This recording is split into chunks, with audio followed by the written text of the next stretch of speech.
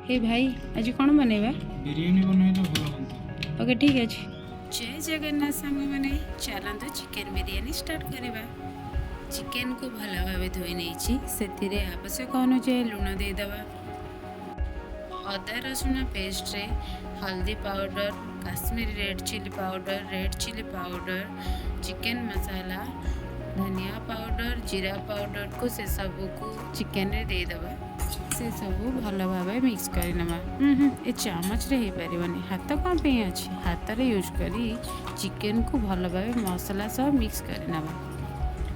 ओहो ए leg piece छाड़ are मजा बिरयानी सरला पर ही नहीं आ। मसला को चिकेन सहित भल भाव मिक्स कर नहीं जाइए ताकू किछ समय घोड़े के रखिदेवा। चाउल 4 जन हिसाब से नहीं जाइए आकु किछ समय पानी रे बतुरे रखिदेवा। एबे टॉप गरम हो जाइए 2.5 कप सोरिष तेल नहीं ताको गरम करनेबा। तेल गरम हो आसलानी सेतिरे एबे खड़ा मसला सब देदेबा।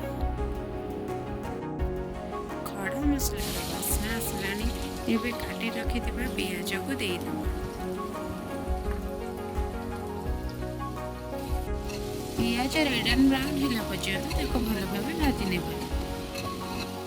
से समय मध्य पानी गरम करने को बसई नहीं जाइली। पानी गरम हो आसलानी सेथिरे एबे खड़ा मसला देदेबा कारण खड़ा मसला देले भल बास्ना आसी थाए। एबे बतुरे रखिथिबा चाउल को भल भाव धोई ताको देदेबा। पियाज रेड एंड ब्राउन हो आसलानी फाड़ फाड़ कर काटिथिबा 2टी बड़ साइज टमाटो को एथर देदेबा। टमाटो पियाज सहित कषि आसलानी सेथिरे एबे मैरिनेट कर रखिथिबा चिकेन को देदेबा।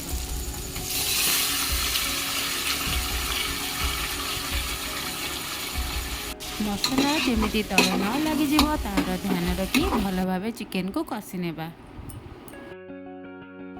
राइस 80% हो आसलानी ताको छणा साहाय्य प्लेट को बाहर करनेबा।